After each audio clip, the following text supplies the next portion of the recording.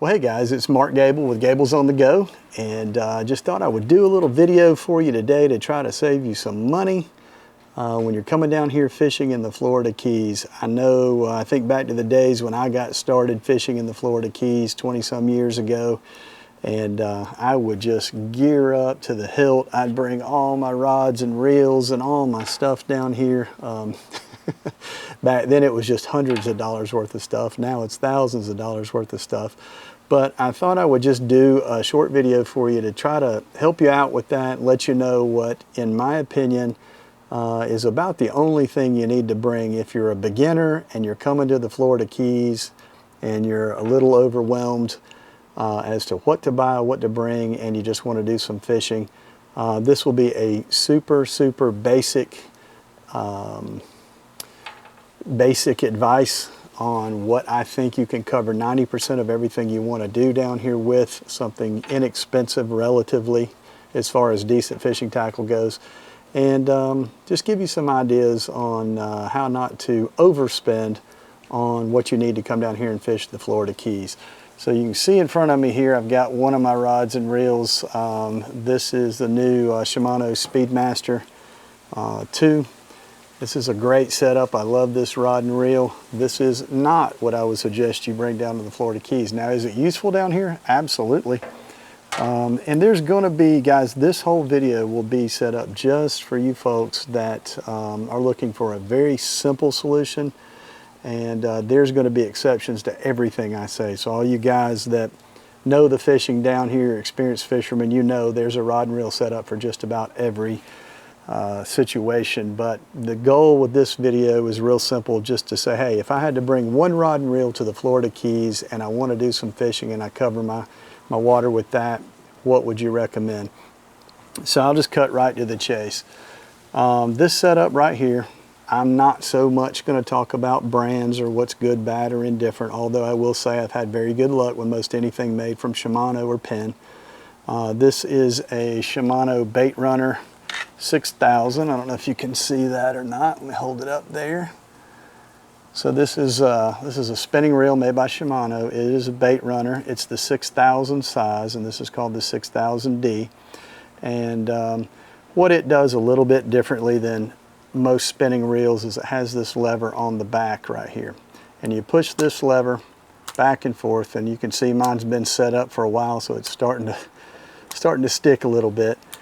But when you pull this lever back, it allows the spool to free spool out. So if you're bank fishing off a bridge, something like that, you can just flip that lever there, set your tension back here on how much drag you want. You don't want basically any.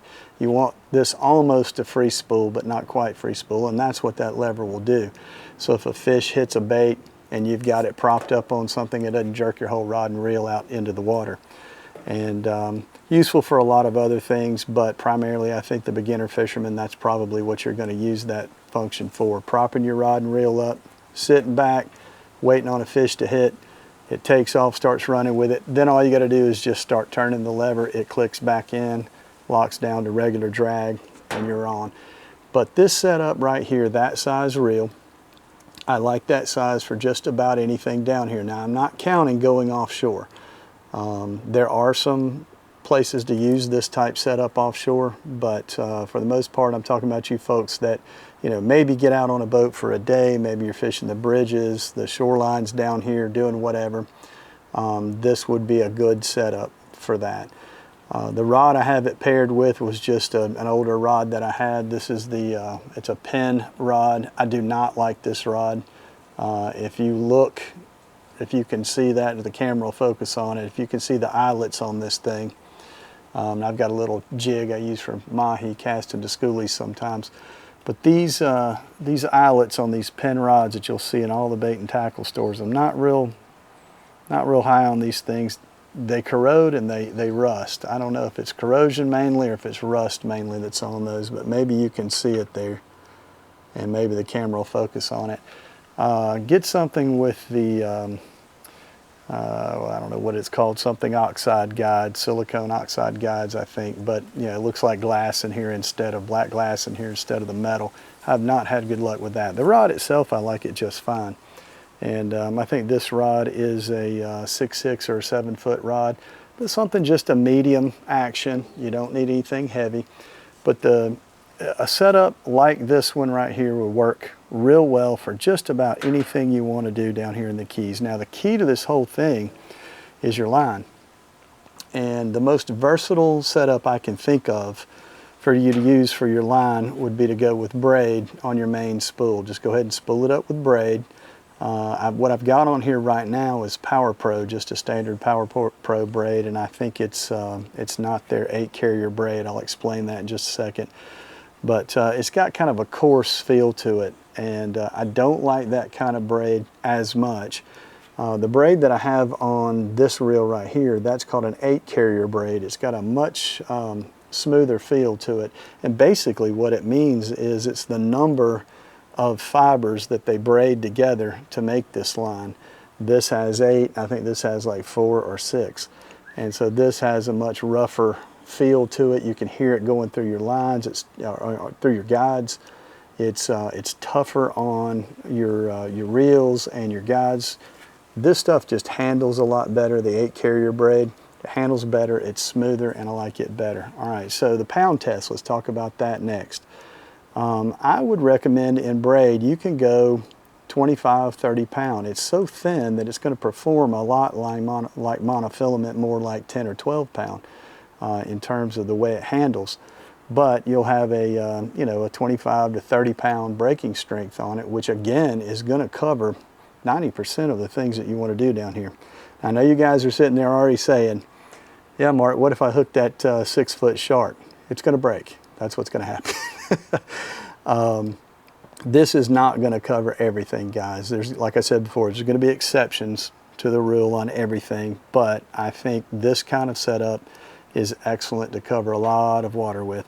So 25, 30 pound braid, I recommend the 8 carrier, but here is the most important part that'll give you some really big time flexibility. And you can see I don't have this on this rod and reel. I've got the braid tied right to this little jig, and this thing hadn't been used in so long, you can see it's rusted out. But you're going to want to look up on YouTube. There's hundreds of videos out there on how to tie braid to mono or fluorocarbon. And you're going to want to have a Top Shot leader on here. You need to learn how to tie that knot right. Don't just tie them together any old way or it's not going to work. Look it up on YouTube. You'll find tons of videos on it. And you want to find the way to properly tie fluorocarbon or monofilament leaders to your braid line. That'll give you the flexibility. Think about it this way. This setup right here, you can do just about anything with it, but you may be fishing for small snapper around docks and stuff. You're going to want a very, very light fluorocarbon leader on that, probably 10 to 12 feet long. You're probably going to want something in the 10 to 12 pound test maximum for that. Any heavier than that, these little snapper around here won't touch anything. They're smart, they're spooky, and they can see really well. So I would recommend probably an 8 to 12 pound fluorocarbon leader tied properly. They're never going to see your braid anyway. You're going to need 10, 15 feet of leader. It'll be very castable, and you can use little light jigs and things like that. I'm not going to get into what to fish with necessarily because there's a million different opinions on that. But mainly, I just wanted to concentrate for you on, if you brought this one setup right here with your leader and stuff, and you bought you, let's say, 3 different sizes of leader, let's say ranging from 8 pound leader all the way up to, probably not heavier in most instances than 20 to 25 pound leader. That would cover just about anything you want to do down here. This rig will get mutton snapper out on the reef with about a 20 pound leader on it, maybe even a little lighter. You're going to catch muttons on the reef. This would be a perfect setup for yellowtails. I'd go with a 12 pound fluorocarbon leader about 20 feet long, maybe longer. And you can catch yellowtails out on the reef. If you're fishing around the bridges, yeah, you're going to get broke off, pretty frequently. But you've got one rig to rely on. You just retie your leader. You're back in the game. Maybe you up your leader weight a little bit if you're fishing around the rocks and stuff like that. But This setup right here, I think you can get in most tackle shops. Don't quote me on this, guys. I haven't bought this stuff in quite some time. I've got so many rods and reels. I think Laurie's sick of me buying rods and reels. But I think somewhere around $150, $189 you can get this combo, maybe with the pin reel that's, you know, very similar to the Shimano reel. So about $150, $175, something like that. You can pick up this setup. It'll serve you well. It'll do just about everything you want to do down here. And I think you'd be well pleased with it, and you don't have to spend tons and tons of money coming down here with every piece of gear in the world, you know, especially if you're only getting to stay a week or so. And now, if you're going out on a boat, if you're going charter fishing, stuff like that, most of the time the charter guides are going to have your equipment anyway, and they're going to have the right gear on the boat, so you don't need to worry about that.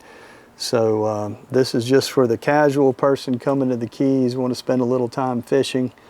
I think this would be a great setup for you, and I hope that maybe that simplifies what you need to do, cuts down on the gear you need to bring, and I think you'll find if you simplify your gear and you get used to using what you have on hand, you'd be shocked at how effective you can be with just one rod and reel setup down here in the Keys.